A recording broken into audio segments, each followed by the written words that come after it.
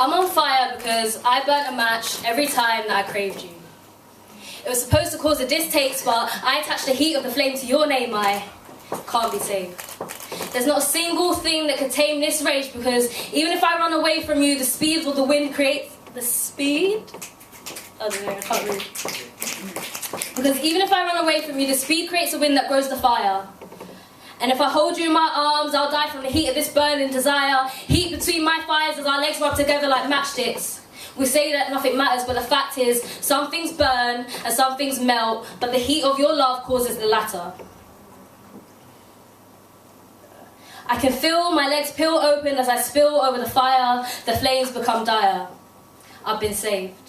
Not by mercy or grace though, God loves a trier. I had in mind to decline, but the devil is a liar. I know that I said there's not a single thing that could tame this rage, but this thing is not single. This is double. This is exactly the kind of trouble that I was trying to steer clear from by putting out matches on my forearm, but where we're from, the pain only makes you draw nearer to the thing you fear. I tried to fight my addiction with the use of affliction, but it just turned into a game of seeing how long I could burn and yearn for you whilst living through the pain. I'm on fire with only myself to blame. I should have given you the cold shoulder, but I attached the heat of the flame to your name. I don't deserve to be saved. Because even if there was a single thing that could tame this rage, I'd burn it to dust anyway. My lust for you is more flammable than my trust in redeeming to a state of mind that's free of you or free of me, leading myself into a game of seeing how long I could burn and yearn for you whilst living through the pain. I'm on fire with only myself to blame. I scribe the words in my mind and they take a bit longer to reach my fingertips, but when they do, it falls into a fist. I raise it to the sky and I resist. I resist through these words of mine. I read between the lines and rewrite history where they marginalise, and I hate capitalism so much that I don't even capitalise the letter I, because someone somewhere saying I hate capitalism so much that I don't even capitalise the letter I, because someone somewhere saying I instead of we.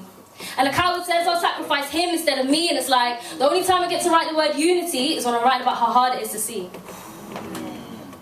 We watch people die at home, I saw the flames rise higher, and you can say there's no agenda, but if you say it, you're a liar, because last year we saw nobody die in Notre Dame. But I guess the worth of architecture is higher than the price we put on lives. Last year we saw nobody die in that fire. How sad is it that I feel as if I'm becoming immune to death, as if I know how it feels to take your last breath, I guess. It's just something that I expect, but never to be something I can accept. That's why I take my pen and I stab it into the page until the ink bleeds out, until the ink reads out. Victory, justice, freedom. Fuck the government, we don't need them, and fuck your riches, you can keep them, because we dream of victory, justice, freedom. But never think that we're sleeping. Whenever we hear the message, we take heed of it. I'll die for the cause and you can watch me bleed for it, because how many have we lost and seen bleed for it? And I can taste the revolution in the air, so need for it, and I'm keen for it, I crave it.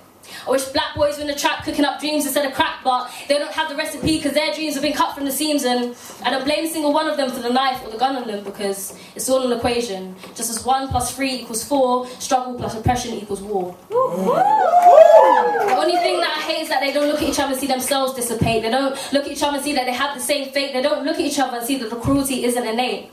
It's been painted and our truth has been tainted. Our skin has been criminalised, and that's why we hate it. They make you hate yourself until you put your soul on the shelf, and when you look at your brother, all you see is another who's just like you, and now you hate him too. No one wants to talk about politics, but it's all fucking political. Starting wars in countries except the ones that buy all their weapons from you. If you look at the shell of a bullet in Syria, I bet you that the last initial is a K and the first one is a U. We need to regroup and remember that there's a power in numbers, and they can call us the minority, but we don't have to give them the authority to control. And it's not only violence that sweeps our streets, there's cold feet belonging to bodies that are deemed obsolete, pushed out to the pavements, and do you know how deep the pain gets? Even the concrete isn't free. How can we call ourselves a first world country when there's 320,000 people out there homeless and hungry? Tax on everything we buy, tax on money we make to stay alive. Every year we watch the tax rise and wonder why we're so stressed, depressed, psychotic, and I would have asked a medical professional for a list of the rest, but it's pretty hard to find one since they cut funding for the NHS.